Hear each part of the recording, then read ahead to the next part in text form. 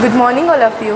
My name is Deepika. And my name is Jia. We are the students of Punjaranjali International School from 12. Now we focus on our topic, colligative properties. Colligative properties, those properties which depend upon the number of solid particles irrespective to their nature. मतलब जो colligative properties वो properties हैं जो अपने solid particles के number पर depend करते हैं, ना कि उसके nature पर. There are 4 types of colligative properties. First, relative lowering of vapor pressure, and second is elevation of boiling point, third depression of freezing point, and fourth is osmosis. Now the first topic is relative lowering of vapor pressure. मतलब vapour pressure का कम हो जाना. हमारे पास एक ये वाला beaker है और एक ये वाला. इसमें हमारे पास प्योर सॉल्वेंट है और इसमें हमारे पास सॉल्यूशन है PA का और PB का. ये हमारा प्योर सॉल्वेंट जो कि हमारा वोलेटाइल है. अगर हम इसमें B ऐड कर देंगे जो कि हमारा नॉन वोलेटाइल है तो क्या होगा. PA जो है वो समझ लीजिए हमारे फॉर एग्जांपल वो 50 डिग्री सेल्सियस पे वेपर बन रहा है, लेकिन जो B है वो नॉन वोलेटाइल है, वो उस टेम्परेचर पे वेपर नहीं बन रहा. इसका मतलब वेपर प्रेशर का कम हो जाना. P तो वेपर बन गया इस वाले में, लेकिन B नहीं बना. उस पर एटमॉस्फेरिक प्रेशर तो लग रहा है PATM मतलब एटमॉस्फेरिक प्रेशर, लेकिन वो अपना वेपर प्रेशर नहीं बना पा रहा जो लिक्विड को लगाना चाहिए था. तो इस वजह से relative lowering of vapour pressure का कम हो जाना, क्योंकि वो उस टेम्परेचर पे वेपर नहीं बना जिस टेम्परेचर पे हमारा P वेपर बन रहा है. ये इसका फॉर्मूला है delta PA P naught A type B. जो PA है वो चेंज है, मतलब चेंज कितना आ रहा है P naught A minus PA is change, and then P naught A जो कि हमारा प्योर सॉल्वेंट है. Now the second property of colligative property, elevation of boiling point, मतलब बॉइलिंग पॉइंट का बढ़ जाना. पहले में हमने देखा था कि बॉइलिंग पॉइंट जो था वो कम हो गया था. अब इसमें हम देखेंगे बॉइलिंग पॉइंट बढ़ जाता है. अब ये भी हीट हो रहा होगा, अगर वो वाले टेम्परेचर इसे भी हीट मिल रही होगी, इसे भी समझ लीजिए 50 डिग्री सेल्सियस ही मिल रही है. अगर हम इसे 50 डिग्री सेल्सियस में PA तो पहले भी वेपर बन रहा था, अब इसमें क्या होगा. अगर इसे 50 डिग्री अब हम इसे हीट करेंगे, इसे हमने टेम्परेचर दे दिया 52 डिग्री सेल्सियस. अब वो 50 डिग्री पे B नहीं बन रहा था, लेकिन अब हमने टेम्परेचर को बढ़ा दिया. इसका मतलब B भी अब वेपर बन जाएगा.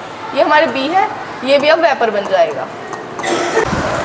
अब एलिवेशन ऑफ बॉइलिंग पॉइंट का जो फॉर्मूला है वो है TB is equals to KB into WB upon MB into 1000 से मल्टीप्लाई जब करेंगे जब वो किलोग्राम में होगा, तो उसको कन्वर्ट करने के लिए हम 1000 से मल्टीप्लाई कर देंगे. अब TB जो है वो हमारा एलिवेशन ऑफ बॉइलिंग पॉइंट है और जो KB है वो एलिवेशन कांस्टेंट है, और WB है हमारा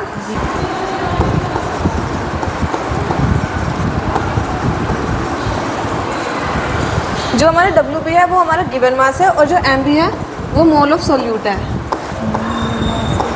molar mass of solute.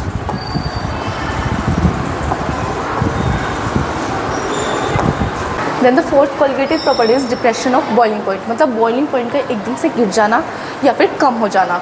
For example हमारे पास जो वाटर होता है वो अभी हमारे आसपास का जो तापमान है वो 40 डिग्री सेल्सियस है फॉर एग्जांपल. तो वाटर जो है वो लिक्विड फॉर्म में है, लेकिन अगर हम उसी वाटर को अगर हम 4 डिग्री सेल्सियस या 2 डिग्री सेल्सियस पे लेके जाएंगे तो वो सॉलिड फॉर्म में हो जाएगा. सॉलिड, इसका मतलब बॉइलिंग पॉइंट का गिर जाना, मतलब जो उसका बॉइलिंग पॉइंट है वो कम हो गया, इस वजह से वो सॉलिड फॉर्म में. अगर जो वहाँ पे बढ़ रहा था वहाँ पे वो लिक्विड फॉर्म में था.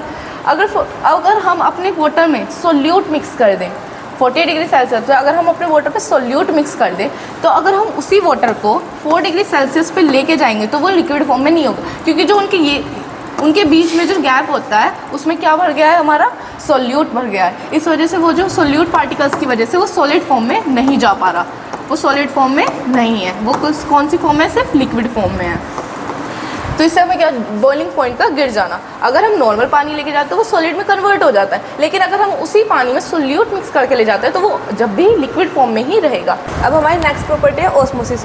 अब ऑस्मोसिस को समझने से पहले हम रिवर्स ऑस्मोसिस समझते हैं. रिवर्स ऑस्मोसिस है यानी कि अब हम सभी के घर में आरओ तो है, तो आरओ को काम क्या होता है कि जो गंदा पानी होता है उसको फिल्टर करके साफ़ करके देता है वो.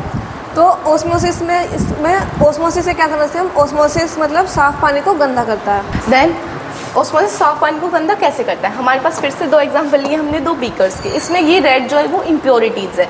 इधर भी इस दुनिया में कोई भी सॉल्यूशन आइडियल सॉल्यूशन नहीं है, तो इसमें भी थोड़ी सी इम्प्योरिटीज़ है. अगर हम इसमें एक कंसनट्रेटेड एसिड मिक्स कर देंगे, फॉर एग्जांपल हमने HCl इसमें डाल दिया, इसमें भी डाला और इसमें भी हमने HCl मिक्स कर दिया, तो ये कंसनट्रेटेड है, ये भी कंसनट्रेट, लेकिन ये लो है क्योंकि इसमें जो सोल्यूट की जो मात्रा है वो ज़्यादा है और इसमें कम है.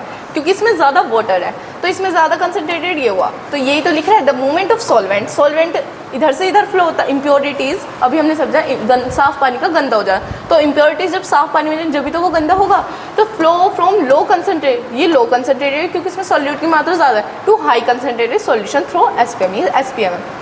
एसपीएम का काम क्या होता है? सॉल्यूट या सॉल्वेंट के पार्टिकल्स को एक साइड से दूसरी तरफ जाने से रोकना, मतलब एक बैरियर क्रिएट करती है हमारी SPM. Same osmotic pressure, osmotic pressure क्या होता है? The pressure applied from solution side, मतलब इस साइड से जो प्रेशर लगाएंगे इसके सॉल्यूट के पार्टिकल्स को इधर आने से रोकने के लिए जो प्रेशर लगेगा वही ऑस्मोटिक प्रेशर है। इसका जो फॉर्मूला है pi equals to CRT, pi osmotic pressure का साइन है, C concentration, R universal constant है, T हमारा टेम्परेचर है। तो यही थी हमारी 5 properties of colligative properties. Thank you.